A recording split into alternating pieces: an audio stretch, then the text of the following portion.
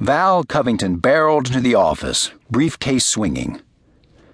"Sorry I'm behind schedule, Kendra. The judge was in a chatty mood. Has the FedEx package from Houston arrived?" Kendra Brooks glanced up from her computer monitor. A paralegal and Val's assistant when one was needed, she was tall and athletic, with a sense of style that made her look like an international supermodel. "Yes, the documents are on your credenza, since your desk would disappear under the pile. But you can slow down a little, Val. Howard Reed called to say that this afternoon's deposition has to be postponed." "The honorable opposing counsel loves his golf and probably decided it was too nice a day to waste inside," Val said dryly. "Still, I can use the time to get caught up." "You will never be caught up. Being constantly behind is a fact of life at Krauss, Resnick, and Murphy." Kendra Brooks returned to her computer, dark fingers moving faster than seemed quite humanly possible.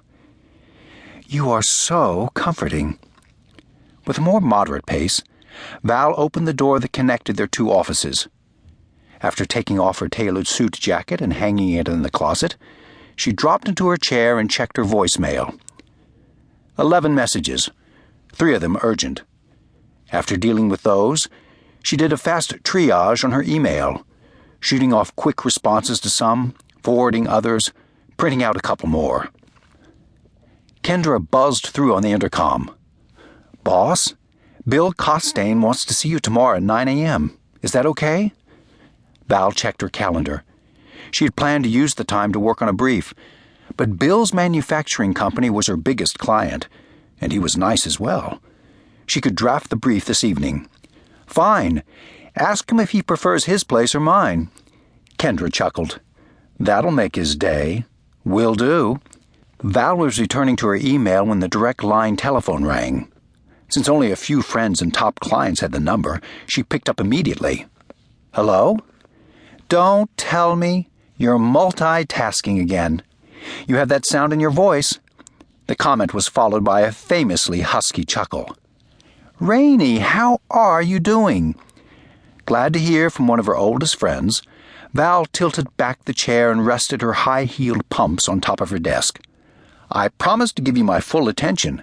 I don't suppose you're in Baltimore?" "No, I'm in Los Angeles for the day, doing business meetings. Tedious." Val grinned. Rain Marlowe was a successful actress, producer, and director, but she didn't get there by enjoying meetings. Even when they were in grade school, Rainey had preferred action to talk. "Did you get a green light on the next project?" "Close, but no champagne.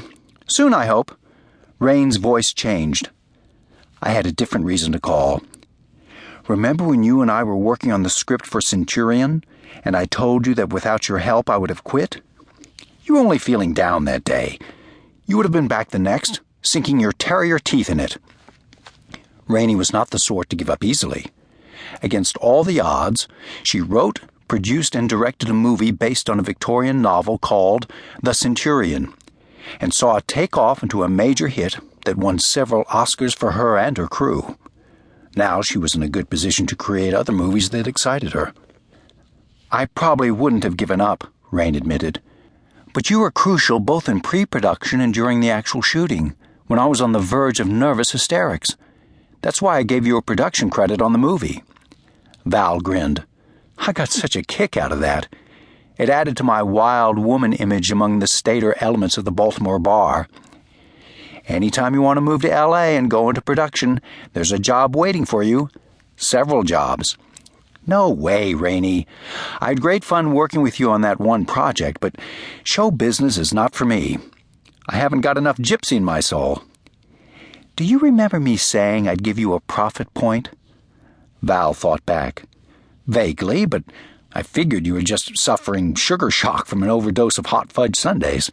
Everyone knows that profit points don't mean anything. Hollywood accountants are famous for making sure that movies never make any profit, even when they're a wild success." "Accountants do not play games on my movies." Even with no special effects, Centurion was a solid success all over the world and in the secondary markets. Your percentage point is worth well over $1 million and climbing.